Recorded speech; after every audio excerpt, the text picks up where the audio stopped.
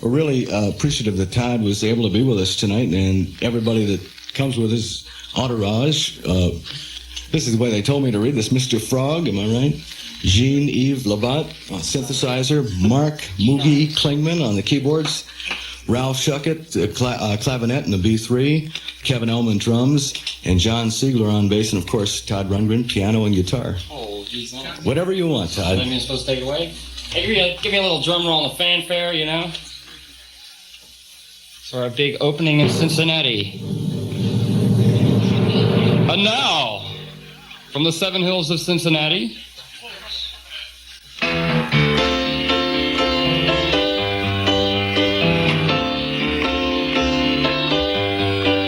it was late last night. I was feeling something wasn't right. There was not another soul in sight. Only you,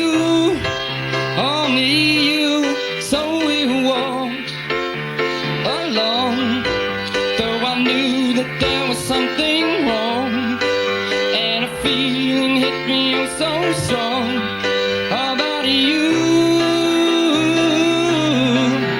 Then you gazed up at me, and the answer was plain to see, 'cause I saw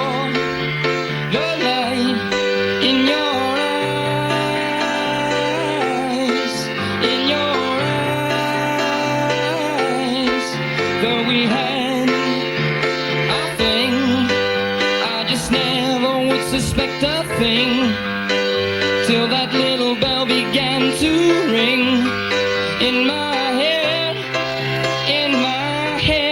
but I tried to run, though I knew it wouldn't help me none, 'cause I could not ever love no one. So I said, but my feelings for you were just something I never knew, till I saw the light in your eyes, and your eyes. Sing the guitar break.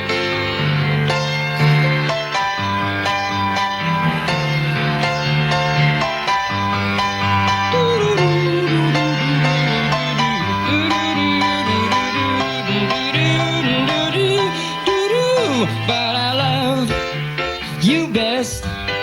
It's not something that I say and just ha-ha, 'cause you're different, girl, from all the rest. In my eyes, it all ran out before, but I won't do it anymore. Can't you see the light in my in my eyes, in my eyes, in my eyes.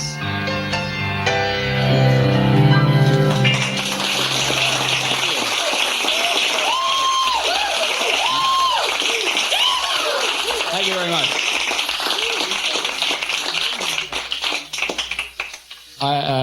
This is the solo portion of our program. That's why you don't hear anything but a piano and perhaps occasional hoots and hollers and groans and hisses and boos and cheers and burps and coughs and things like that. This next song that I want to do is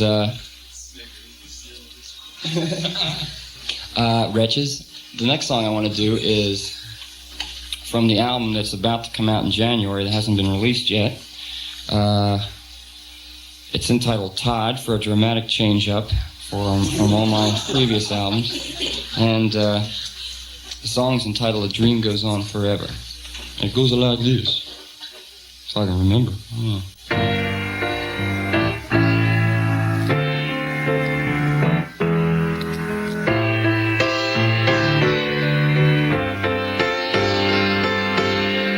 A million old soldiers will fade away, but our dream goes on forever.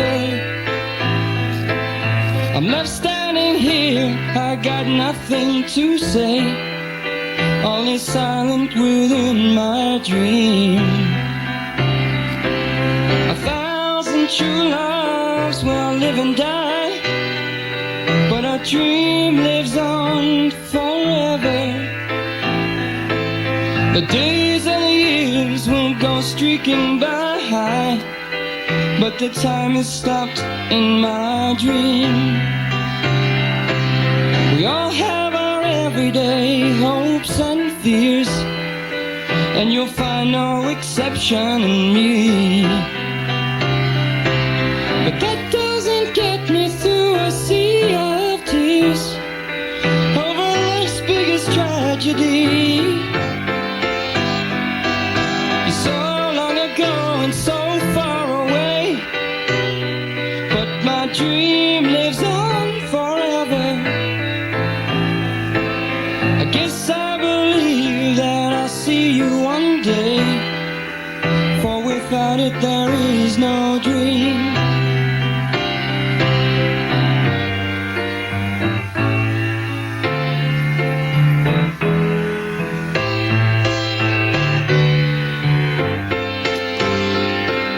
You're so far away and so long ago, but my dream lives on forever. And how much I loved you, you'll never know till you join me within my dream. And how much I loved you, you'll never know till you join me within my dream. Thank you.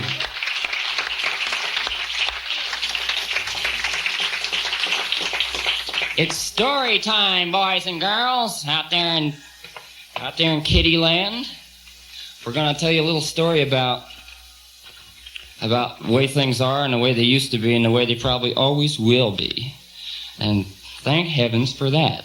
But the story goes like this.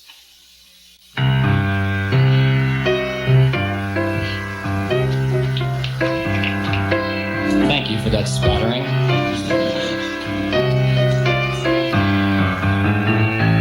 We figured, my daddy and me, things are still the same it seems. When he lived it in his teens. Whoops, I better start that one over. I know I couldn't make 3 out of 3, but that's what the razor blade's for. What?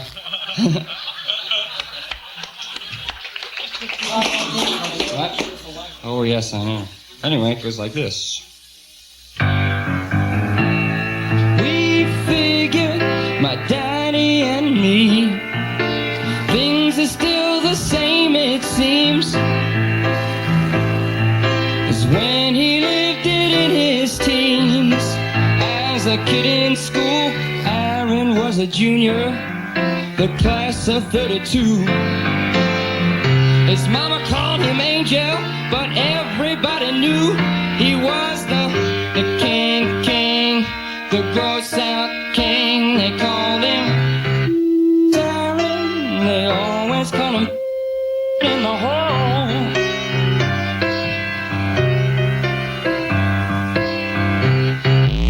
Aaron, he never would refuse when that you call.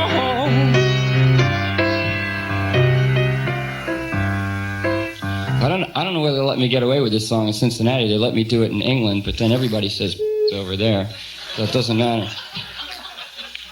Actually, the whole basis of this is people that I know and you know, and then maybe there's 1 or 2 of you actually here in this crowd or out there listening tonight, and you know who I'm talking about. So don't you hide. Be proud. Be proud that you have the chutzpah to do it in the hall.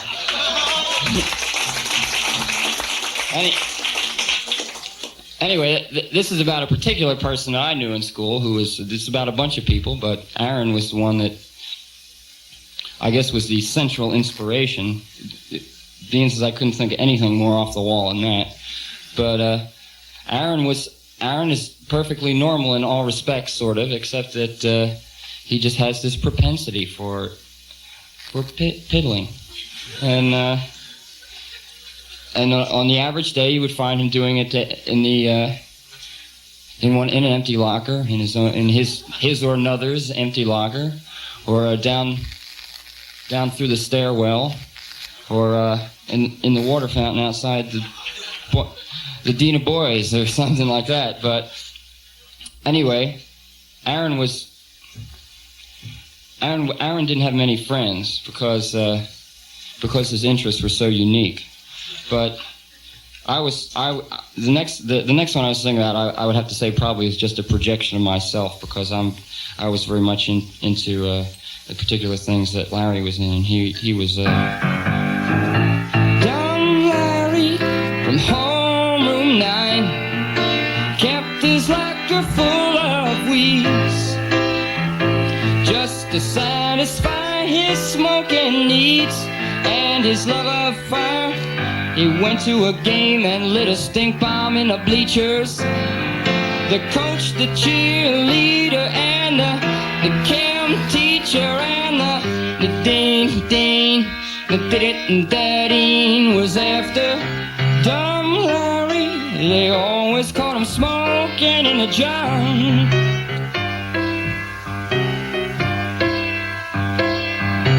Dumb Larry, you never want to miss them when he's gone.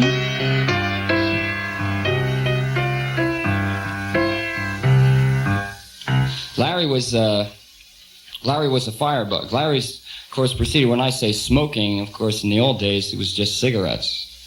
But nowadays, it's not cigarettes. Nowadays, it's what you call not cigarettes. But the whole basis of all these, one of the inspirations of this, and one of the reasons why I wrote the song was because all of these figures have been glorified at one point or another by the American novelty business as aided and abetted by the Japanese manufacturing industry. And like, for instance, Aaron was inspired probably by Brussels' most famous statue, which is that little boy who pees in a fountain. And if you go into your low class household and you go over to the bar, you'll find one of them sitting on top of the liquor bottle, just ready, if you can possibly stand to drink it after that. There was the smoking part was a little smoking Scotty dogs. They make all manner of smoking animals and things, as if it wasn't enough to degrade ourselves. So we have to get out there and have little Scotty dogs and monkeys with cigarettes in their mouths and things like that. Thank heavens we're all much smarter and wiser than that. Found better things to do with our lungs. But probably the most spectacular demonstration of perspicacity was rendered by the following. Chuck biscuits, conservative jive, the biggest pig in all the school. He would sit and smack his lips and drool as he eyed your lunch. I left a bag in his desk one night, a raw egg sandwich, and when hungry took a bite. He had to up chuck, a puking Chuck biscuits. They always caught him eating in the class. I can hear all of Cincinnati ralphing. Chuck biscuits, always caught him eating in the class. One more time for Chuck. Dumb Larry, they always caught him smoking in the John, yeah. And of course there was Taryn, they always caught him in the hole.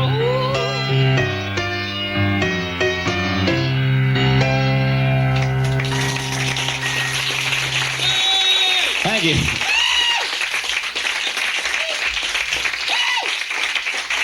I see that song appeals to ex-cons. I'd like to do a song that I did not write myself. And you will hear a lot of noises which we're not actually doing in the studio because I found it to be unreproducible a second time, a second or third time.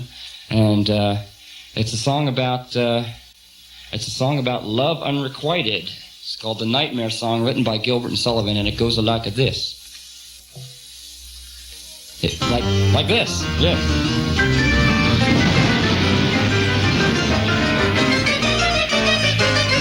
Love unrequited robs me of mere rest.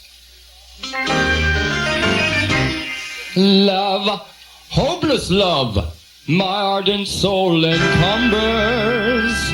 Love, nightmare-like, lies heavy on my chest and weaves itself into my midnight slumbers.